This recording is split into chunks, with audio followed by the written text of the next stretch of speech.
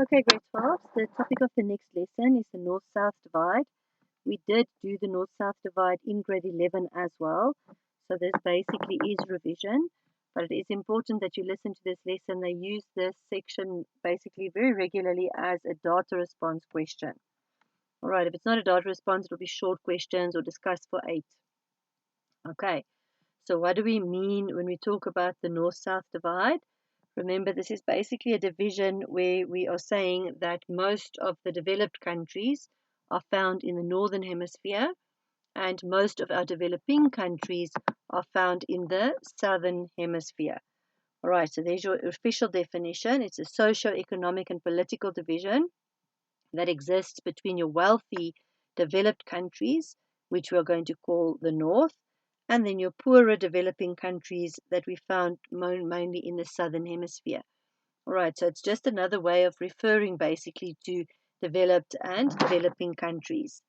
All right, very important. It doesn't necessarily mean that all the countries in the northern hemisphere are wealthier, and it doesn't always mean that countries in the southern hemisphere are poor or developing. There are exceptions. Okay, it doesn't have anything to do with their geographical location, but more to do with levels of development.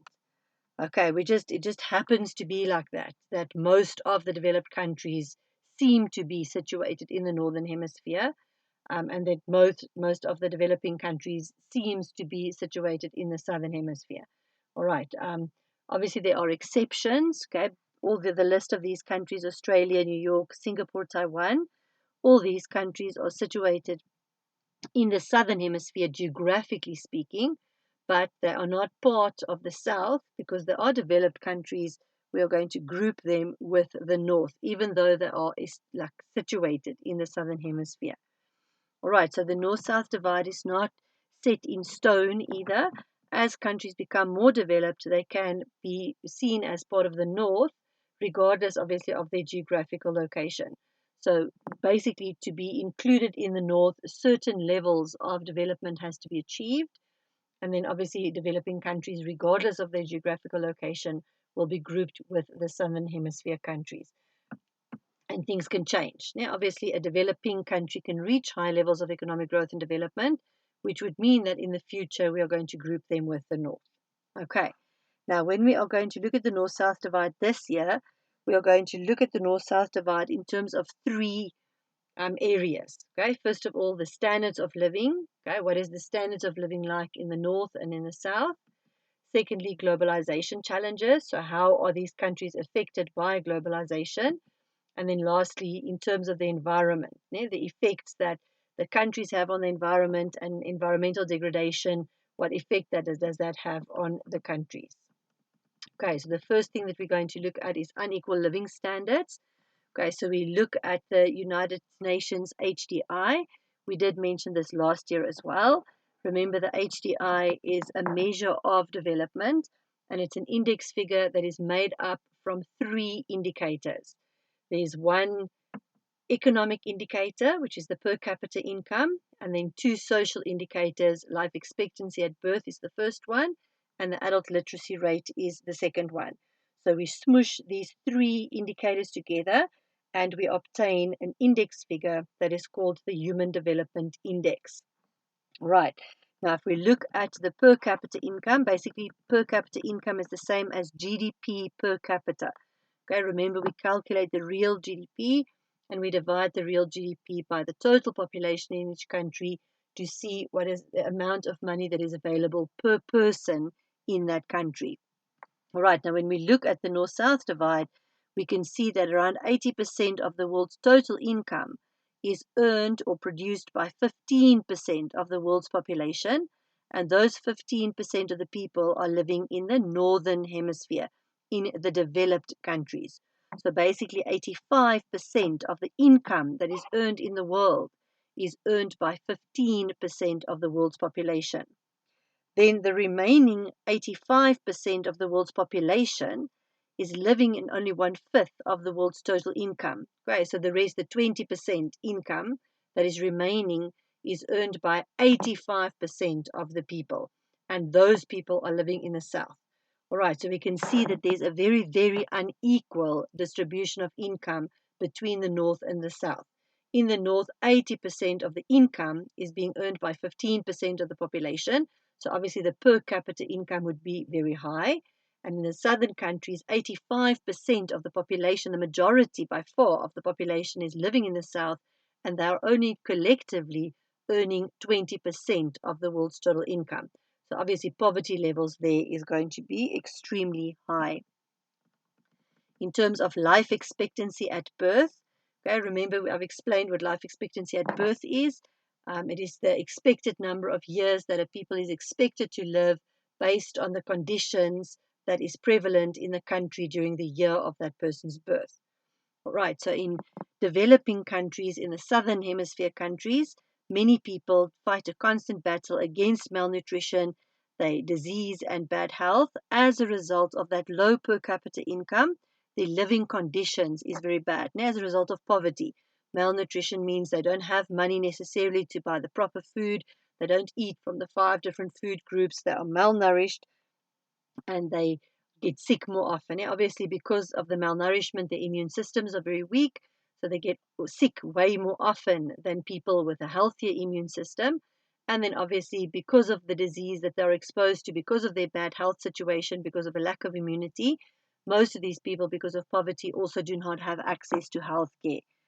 So what we find is that the life expectancy at birth in your low HDI countries, so the poorest of the poor countries, is only 59, compared to a 70 years life expectancy in medium HDI countries, 73 in high HDI countries, and 80 in very high HDI countries. In South Africa, life expectancy was less than 53 back in 2011. All right, and as I referred to when we discussed the different indicators as well, obviously HIV and AIDS have a significant effect on life expectancy. It tends to decrease the life expectancy because a large number of people die at a younger age, which brings down that average. All right, so basically between the North and the South, in the Southern Hemisphere countries, the life expectancy tends to be lower than in the Northern Hemisphere countries as a result of malnutrition, exposure to disease, no access to health care. So when they get sick, they stay sick for longer. They don't necessarily have access to the medications to make them better. So which means then that a lot of people in your low HDI countries die at a very young age, which brings down the average for life expectancy. Right, in terms of education, as I said, the indicator that they use to measure this is the adult literacy rate. All right, now automatically almost your low living standards also it translates into lower levels of education. Right, where people are living in poverty, they don't necessarily have a lot of resources, they often stay in rural areas in your developing countries, so it's very difficult for children to be going to school. They don't have access to education. They don't reach higher levels of education. All right. And as I said, the level and effectiveness of education is expressed by the adult literacy rate. Yeah? That means the percentage of adults in a country that is able to read and write. Yeah? That is your adult literacy rate. Now, if we look at the literacy rates in the lower HDI countries, so in the southern hemisphere, it is my 60%. Yeah? Only 60% of adults in those countries can read and write. In the medium HDI countries, it goes up to 82%. And in your very high HDI countries, in your very developed countries in the Northern Hemisphere, it is 100%. Okay, so every single adult is able to read and write in your more developed countries. So adult literacy rates, if we do the comparison, is lower in the Southern Hemisphere countries when we compare it to the higher, your Northern Hemisphere countries. South Africa's number, obviously these statistics are old, but in 2011, our adult literacy rates was 89%, which is not bad if we compare it to, we will fall under a medium HDI country. South Africa is seen as a medium HDI country, so it is higher than the average in medium HDI countries. Okay, so that's the first area that we're going to do the comparison in. The second area that we're going to look at is globalization challenges. All right.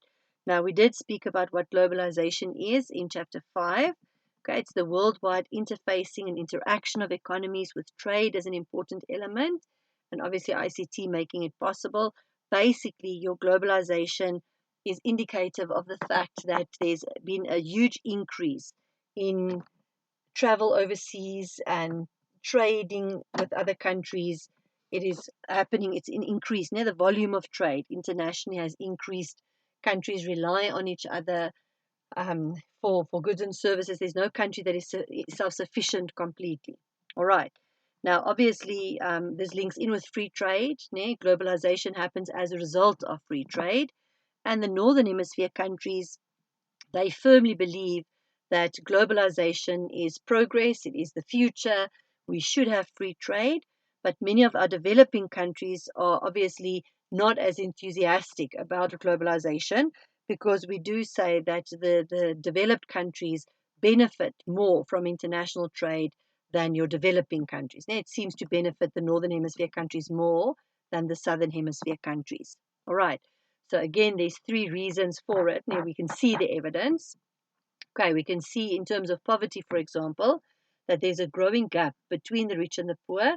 So inequality is becoming worse, and we see that more than anywhere else in African countries. It is literally the only continent, Africa is the only continent where there has been an increase in the number of extremely poor people, people that live in absolute abject poverty. The number has increased significantly in sub-Saharan Africa. Okay, so southern Africa, basically, the area of Africa below the Saharan desert. All right, and you can see there the numbers are shocking.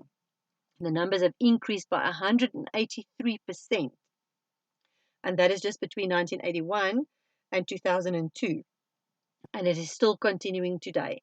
So all other countries, you can see the East Pacific Asia, South Asia, numbers are decreasing. Okay, poverty is decreasing on all the other continents, but in Africa it tends to be getting worse.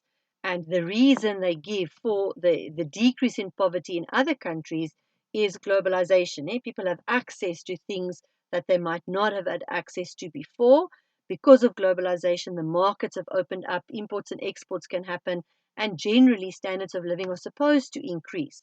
But obviously Africa is not one of those beneficiaries. Poverty is actually getting worse in Africa as a result of globalization.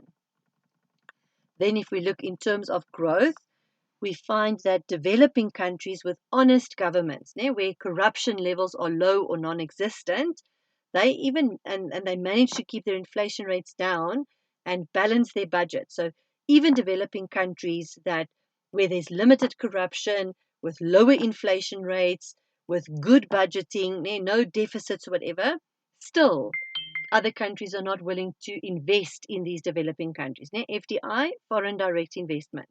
So even the developing countries that are doing everything right, honest governments, reasonable inflation, no big deficits on their budgets, still other countries do not seem to want to invest in those countries. All right, and obviously emerging countries who did not manage to attract FDIs.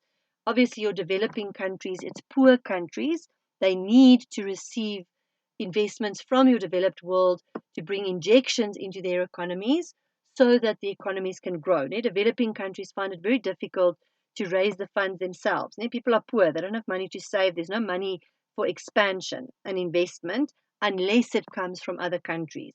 And other countries just seem not wanting to invest in developing countries, even if it was stable countries and low levels of corruption and whatever. All right.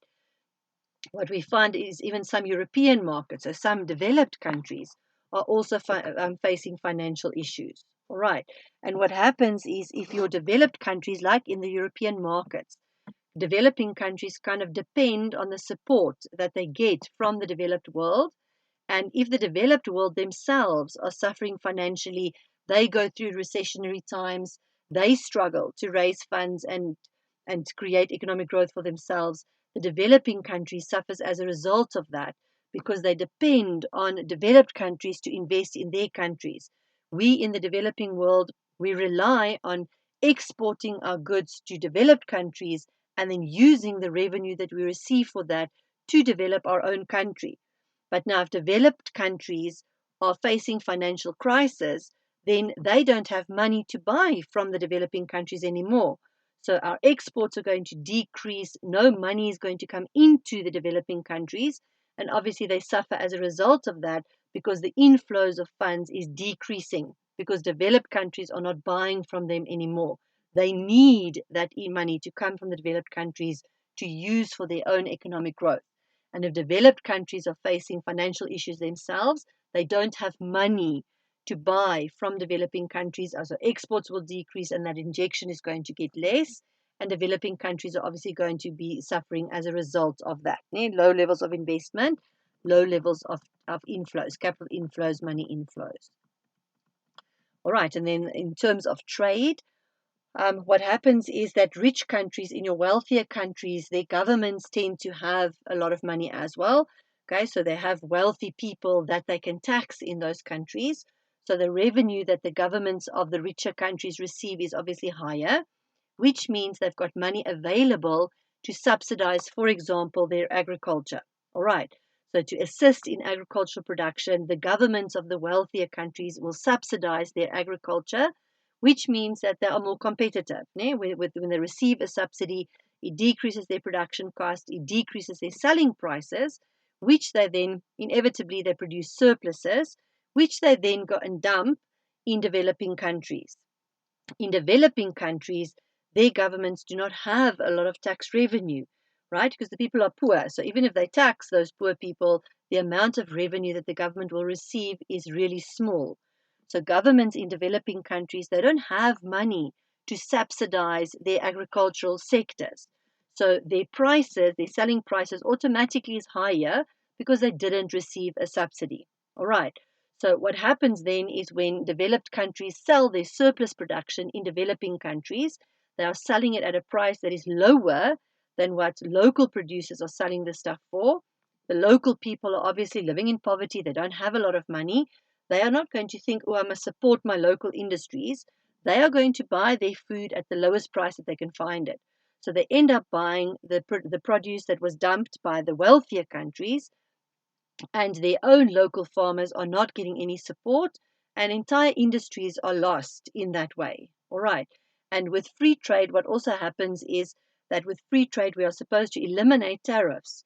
So the developing countries, what they used to do is when there was dumping, when wealthier countries dumped their subsidized surpluses in the developing countries, they would just tax. The developing country would add an import tax to make those dumped goods look more expensive. But now, in terms of free trade and globalization, we are supposed to eliminate these tariffs. So your developing countries are not even allowed anymore to protect their own local industries.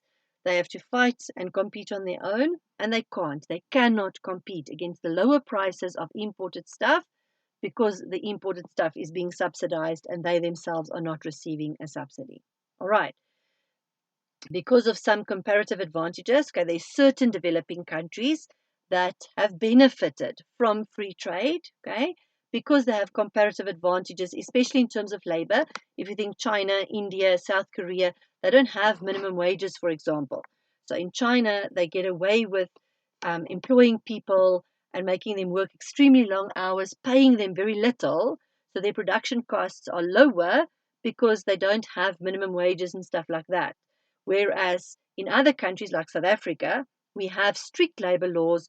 We will never get away with doing that. And the more wages we have to pay as a result of minimum wages, etc., the higher the production cost goes. So we cannot physically compete with China because their production costs are lower because of their labor standards being so low. We have higher labor standards that increases our production cost, but it means that our prices are also higher. And on the international markets, we cannot compete against countries like China or India. All right. So that comparative advantage could be in terms of labor. It could also be that they have technology that we don't necessarily have access to. And technology obviously makes the production process more efficient and it speeds up production. It increases productivity, which also then gives them an advantage. All right. Now, most of the world's poor countries have very little foreign trade. Also, what happens is your developing countries tend to export unprocessed materials. So when they sell to other countries your unprocessed goods, the prices that they receive for that is very low. So they don't earn a lot of foreign revenue for their exports. The developed countries take those raw materials, they have the technology in their own country, they do the processing, they turn it into finished goods, and they sell the same stuff back to the developing countries. but now at a higher price because now it is finished goods, it has been processed. All right. So in the developing countries, they don't have the technology, the big industrial secondary sector to do their own processing. So they sell raw materials which they earn very little for, and they're basically then forced to buy back their own product when it's finished, coming from the developed countries and now paying a larger price, now a higher price because it is now a processed item. So basically money keeps flowing out of the developing countries and it's unstoppable. All right, so they don't benefit from international trade as much as your developed countries does. All right, and then the last thing that we're going to look at is in terms of the environment. Okay, if we look at the northern hemisphere countries, all of these countries are economies of mass consumption and mass production. All the northern hemisphere countries, their economies are basically run on fossil fuels. Okay, they run on oil and coal, generate electricity to make petrol. So the entire economies run on fossil fuels. And obviously, when fossil fuels are burnt, that results in carbon dioxide being released into the environment. So the northern hemisphere country is causing a massive amount of pollution. All right, the whole greenhouse effect which causing the weather patterns to change, the damage to the ozone layer. We know about climate change, all of this pollution that is achieved from burning the fossil fuels. It's causing a huge amount of pollution. It's causing that greenhouse effect, which is causing weather patterns to change. All right. Now the problem is that the developed countries are causing more of the pollution because they are the ones that's burning the fossil fuels. But when the weather patterns are changing, the northern hemisphere countries, they don't rely on agriculture. So the weather patterns changing for them is a minor inconvenience. But in terms of African countries or developing countries, remember the majority of like 2/3 of their economies, the money that they earn in the country is earned through agriculture. And when weather patterns are changing, obviously it messes around with the agricultural sector. All of a sudden they don't know when the planting season is anymore. It doesn't rain when it's supposed to rain. There's droughts, there's floods, obviously affecting the southern hemisphere countries a way lot more because they rely on agriculture way more than what the northern countries do. All right, now there's been different environmental meetings. We will look at that in chapter 14, but one of them was the Kyoto Protocol, okay, which most of the countries did sign the Kyoto Protocol, which required countries to reduce their greenhouse gas emissions. But the Kyoto Protocol lapsed in 2012 and no new agreement has been reached as of yet. All right. Then there was also COP17, where there was another conference where different countries tried to get together to discuss about environmental sustainability. But at COP17, they never ever managed to reach an agreement so that the Kyoto Protocol could actually continue. All right.